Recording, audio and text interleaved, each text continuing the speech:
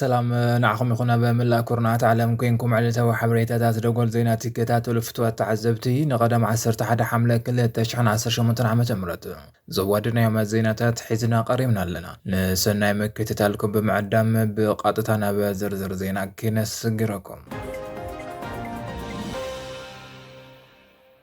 محور سلاح وحتى شعبيان أديس أبابا كم ذاته تقليصهم أب أديس أبابا زيت فلالي عطوات حيلتات زيت غاللن أي كتما من قصقاس قالسي كم زجمرن وراتي يبطون كم زلون تحبيرون أب رسا كتما إثيوبيا أديس أبابا نايز تفلالي بهيروان كللاون عطوات حيلتات صلال زيت غالل حدوش ناي كتما من قصقاس قالسي كم زيت تجمر زحبرو سنداتي وزلو زيت تتحايز دوما ناي حوحات شعبيان كالوت حيلتات أمرت صمدون ناي سليا محور نبادي سابا كم زآتون أب تحتيت من قصقاس زيت دالو رقاقتي تقاومو أب زيت فلالي كوابتات تا كتما يبتونو كم زلون فلفلات حبريت هرقاقيتهم علو بمسرتي كافتم فلفلات زيت رخب حبريتها زحزي أب عدي سابا تجمير زلو ناي كتما من قصقاس قالسي ناي حيلتات فانو أو غادين أولا عفار تيغراي كمانتين غامبيلان إلون بنشانغول غومزن ناي كالوت تقاومت حيلتات أسماتن وهدتن زحازيوم كافتم هبا ملاتا كتما تبتينوم زترخبو ورقاقتي زتعزو وغنات كم زحبرو اتم تقاوم زنصوار صحفات بتيغرينيان بأمارينيان زتدالو خوينوم هبا زتفلالي استراتيجيكاو بوتاتات تا كتما تبتينوم حاديرو مالو تي منقصقاس ابزي كيبصح اب زغصلو معالتات زياده جهودن ريون زخوانا ناي كتما منقصقاس نمجمر مدلواتي يكايدو كم زلو تيغليصلو تي منقصقاس اب زوصو حبريتا زي حززلو ناي بلصقنا سرعات بكل وجن زتفنفنن حزبو مسرت زيولن سرعات كوينو كم زلو يغلص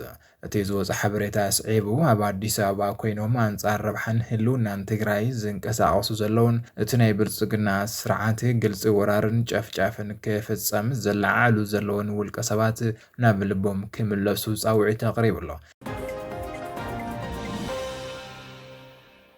منسي تግራይ እናተገፈፈና በማእከል መሰልጠን ወታደር ኤርትራን ናብ ኩናት ሱዳንን ይወሰዳሉ ክብል አይተጌታቸው ረዳ ገሊጾ ዝሕጋው ጉጅለ ሕወሓት ዝበሉ ኣብ ልዕሊ ህዝቢ ትግራይ ንዝበጽሕ ዘሎ በደልን ዓፈናን ዝኹንን ግፋ ጠጠው ይበል ሰላም ይዕሰል ብዝብል መሪሕ ሓሳብ ኣብ ከተማ አዲስ አበባ ሎሚ ካብ ሰዓት 12 ንግሆ ጀሚሩ ሰላማዊ ሰልፊ ተኻይድሎ ፕሬዝዳንት ውድበ ስምረት አይተጌታቸው ረዳ ኣብዚ ሰልፊ ከም ዝበሎ ሎሚ ዝግበር ዘሎ ሰላማዊ ሰልፊ እቲ ዘይሕጋው ጉጅለ ኣብ ልዕሊ መላእ ህዝቢ ትግራይ ዘውጽሕ ዘሎ በደልን ግፍዕን ከምውን መሸጣን ግፋ መናእሰይ ትግራይን ንምኹናንን ንዓለም ለኸ ማሕበረሰብ ንምስማዓን ዝዓለመ ምዃኑ ገሊጹ እቲ ዘይሕጋዊ ጉጅለ ነዚ ህዝቢ ትግራይን ምድሓን ዝተጸውዐ ሰልፊ ዝተፈላለዩ ጸለመታት ከም ዝህቦ ዘሎ ዝገለጸ አይተጌታቸው ንዝተፈለየ ሓሳብ ዘለዎ ሰብ ከም ጸላእ ዝርእን ዝኹንንን ድሕር ጉጅለ ይልሎ እዚ ሰልፊ ኣብ ከተማ መቐለ ስለ ዘይከኣልና ኢና ኣብዚ ኣብ ከተማ አዲስ አበባ ነካይዶ ዘለና ክብል ድማ ተዛሪቦም እቲ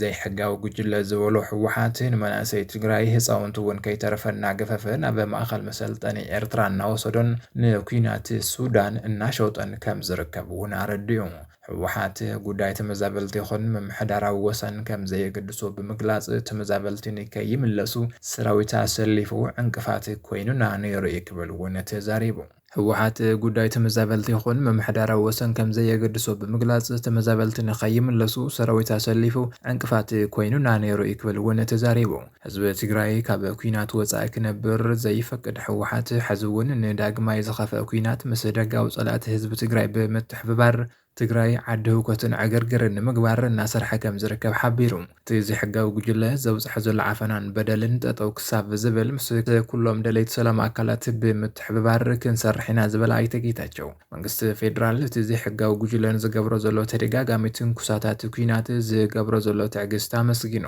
ኣብዚ ዝተኻየደ ሰልፊ ብርክት ዝበሉ ወገናት ዝተረኸቡ ኮይኖም ኤርትራውያን ውን ነቲ አንጻር ሕወሓትን ግፋን ዝተገበረ ሰልፊ ክድግፉ ተራእዮም እዮም ኣባላት አመራርሓን ዓለም ለኸ ግሎባል ብርጌድ ንሓመዱ ጨንፈር አዲስ አበባ ውን ቃንዛዶ ትግራይ ቃንዘናዩ ግፋ ተጋሩ መናእሰይ ይሕምና ብምባል ስርዓት አራዊት ሻዕብያ ብልዕሊ ኤርትራውያን ዝገብሮ ዝነበረ ጽንተት ኤርትራውያን ንመጻምዱ ሕወሓት አለቂሕዎ ክብሉ ገሊጾም ተጋሩ ሕዋትና እናተገፍዑ እናተሸጡ ድምጽ ሕዋትና ክንከውን ኣለና ብምባል ካብ ጫፋት አዲስ አበባ ናብ መስቀል አደባባይ ብምምጻእ ድምጾም ከስምዑ ተራእዮም ኣለዉ ኣርሚ 70 ድሮናት ኢትዮጵያ ከም ዝማረኸ ገሊጹ።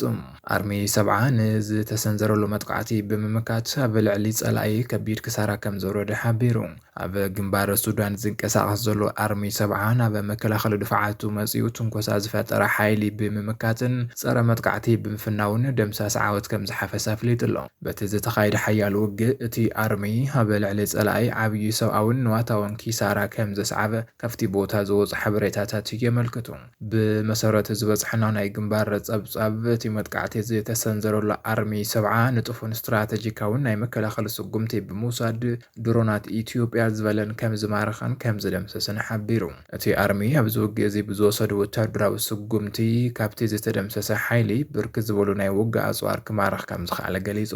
ካብቶም ዝተማረኸ ኣጽዋር ውሽጢ ድማ ንስለላን ንመጥቃዕትን ኣጥፊአን ዝጠፋ ካሚካዝ ተባሂለን ዝፍለጣ ዘመናውያን ድሮናት ሰራዊት ኢትዮጵያ ከም ዝማረኸ ኣረጋጊጹ። እዚ ሕዚ ተመዝጊቡ ዘሎ ወታደራዊ ዓወት እቲ ኣርሚ ኣብ መከላኸሊ ድፍዓቱ ዘለዎ ጽኑዕ ሓይሊ ዘርኢ ምዃኑ ዝሓበሩ ናይ ግንባር ምንጭታት እቲ ዝተማረኸ ናይ ሰራዊት ምክልኻል ሃገር ዘመናዊ ኣጽዋርን ድሮናትን ነቲ ኣብቲ ከባቢ ዘሎ ናይ ሓይሊ ሚዛን ዘቐየረን ንመጻኢ ስርሒታት እቲ ኣርሚ ዓብዪ ዓቕሚ ዝውስኸን ምዃኑ ተገሊጹ ኣሎ። ኣርሚ 70 ኣብ ውሽጢ ግዛኣት ሱዳን ኮይኑ ምስቲ ብጀነራል አልቡርሃን ዝምራሕ ሰራዊት ሱዳን ግንባር ብምፍጣር ኣብ ውግእ ይሳተፍ ከም ዘሎ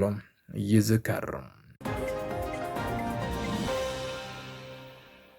ጀነራል አልቡርሃን ኣብ ትሕቲ ጽኑዕ ዓለም ለኻዊ ጽልዋ ዑደት ንምግባር ናብ ኣስመራ ኣትዩ። ሃገራት ጉጅለ 7 ድማ ተጻረርቲ ሓይልታት ሱዳን ናብ ዘተ ክምለሱ ጸዊዖም ኣለዉ። ሱዳን ብሰንኪ ደማዊ ኩናት ሕድሕድን ህጹጽ ሰብኣዊ ቀውስን ኣብ ከቢድ ወጥሪ ካብ እትወደቐ 3 ዓመታት ኣቑፂራ ኣላ። እዚ ናይቲ ሃገር ታሪኽ ብጸሊም መዝገብ ዝተመላልኦ እዋን ኣብ ዝኾነሉን ዓለም ለኻዊ ዲፕሎማስያዊ ጸቕጥታት ኣብ ዝሓየለሉን ዘለዎ ሰዓት ኣቦ ወንበር ላዕለዋይ ቤት ምኽሪ ሱዳን ጀነራል ዓብደል ፈታሕ አልቡርሃን ትማል ኣማሲው ናብ ርእሰ ከተማ ኤርትራ ኣስመራ ኣቕኒዑ ኣሎ። ልኡኽ ጀነራል አልቡርሃን ኣስመራ ክዓልብ ከሎ እቲ ኣቀባብላ ናይ ኣቪዬሽን ፕሮቶኮል ጥራይ ዘይኮነስ እቲ ኣብቲ ዞባ ዘሎ ናይ ውግእ ምሕዝነት ብዝያዳ ዝተሓለወሉ ኩነታት ዘርኢ እዩ ነይሩ። ወዲ 80 ዓመት ፕሬዚዳንት ኤርትራ ኢሳያስ ኣፈወርቂ ንዝሓለፉ 3 ዓመታት ምስ ሓይልታት ህጹጽ ደገፍ RSF ውግእ ንዝገጠመ ናይ ሱዳን ሃገራዊ ሰራዊት ጽኑዕ ቀረብን ደጋፍን ኮይኑ ምጽንሑ ይዝከር። ሚኒስተር ዜና ኤርትራ የማነ ገብረ መስቀል ድማ ብማሕበራዊ ሚድያ ከም ዘረጋገጾ ክልቲኦም መራሕቲ ኣብ ክልቲኣዊ ርክብ ኣብ እዋናዊ ቁልውላ ኣብ ሱዳንን ኣብ ዞባዊ ጉዳያትን ኣመልኪቶም ሰፊሕ ዘተ ከካይዱ እዮም ኢሉ ኣሎ። እዚ ኣኼባ እዚ እቲ ኩናት ካብ ዝውላዕ ጀሚሩ እቶም ክልተ መራሕቲ ብተደጋጋሚ ከካይድዎ ዝጸንሑ ምኽርታት መቐጸልታ እዩ። ይኹን እምበር ዑደት አልቡርሃን ናብ ኣስመራ ኣብ ባዶ ባይታ ዝተገበረ ኣይኮነን። ካብ ድሕሪኡ ናይ ዓለም ለኻዊ ማሕበረሰብ ከቢድ ፖለቲካዊ ጸቕጢ ከም ዘለዎ ተገሊጹ። ሓለቓ እዚ ሰራዊት ምክልኻል ሱዳን ኣስመራ ዝኣተወ ብኢንዱስትሪ ዝበልጸገ ሃገራት ጉጅለ 7 ሕብረት ኣውሮፓን ናይ ሱዳን ሃገራዊ ሰራዊት ሓይልታት ህጹጽ ደገፍን መሻርክቶም ዕጡቓት ጉጅለታትን ብህጹጽ ተኽሲ ደው ከብሉን ናብ ቀጥታ ድርድር ክምለሱን ጻውዒት ኣብ ዘቕርብሉ ዘለዎ እዋን እዩ። ዓለም ለኻዊ ሓይሊ ንጀነራል አልቡርሃንን ዝምራሕ ሰራዊት ምክልኻል ንጹር መልእኽቲ መሓላሊፉ ኣሎ። ንውጥረት ንምህዳእ ዘቕርብሉ ዘለዉ ናይ ሰላም ጻውዒታት ብተደጋጋሚ ምንዓቕ ውድቀት ምግባርን ጠጠው ክብል ኣለዎ ኢሎም ኣለዉ። ብተመሳሳሊ ብጀነራል መሐመድ ሓምዳን ዳጋሎ ሐሚቲን ዝምራሕ ሓይልታት ህጹጽ ደገፍ RSF ኣብ ጅዳ ጀሚሩ ዝነበረ ናይ ድርድር ቃል ኪዳኑ ከተግበር መተሓሳሰቢ ተዋሂብዎ ኣሎ። በቲ ሓደ ወገን ድማ ምስ ሃገራዊ ሰራዊት ኣብ ደማዊ ውግእ ዝርከቡ ሓይልታት ህጹጽ ደገፍ መሰጋገር መንግስቲ ንምምስራት እኳ እንተፈተነ ዓለም ለኻዊ ተቐባልነት ንምርካብ ዝገብሮ ጻዕሪ ግን ከቢድ ውድቀት የጋጥሞ ኣሎ። እዚ ዕጡቕ ጉጅለ እዚ ካብ ሃገራት እቲ ዞባን ካብ ዓለም ለኻዊ ማሕበረሰብን ጽኑዕ ኩነንያ ይወርዶ ከም ዘሎ ተገሊጹ። ሓይልታት ህጹጽ ደገፍ ናይ ድሮን መጥቃዕትታት ከቋርጽን ሰብኣዊ ረድኤት ከይበጽሕ ዝገብሮ ዘሎ ዕንቅፋት ደው ከብልን ብፍላይ ኣብ ከተማ ኤል ኦበይድ ተወሳኺ ዓመፅን ናይ ሰላማውያን ሰባት ድሕነት ሓደጋ ዝጎድኡ ስጉምትታት ካብ ምውሳድ ክቁጠብ ጽኑዕ መጠንቀቕታት ተዋሂብዎ እዩ። ኣብ መወዳእታ ኣብ ደቡብ ኢትዮጵያን ሱዳንን ዝርከብ ታሪኻዊ ድልድል ኩምሩክ ብዕጡቓት ሓይልታት ከም ዝፈረሰ ተገሊጹ። ኣብ መንጎ ክልል ቤንሻንጉል ጉሙዝ ኢትዮጵያን ሱዳንን ዝርከብ ንኽልቲአን ሃገራት ዝራኸብ ታሪኻዊ ድልድል ኩምሩክ ብዕጡቓት ሓይልታት ከም ዝፈረሰት ሓቢሩ ኣሎ።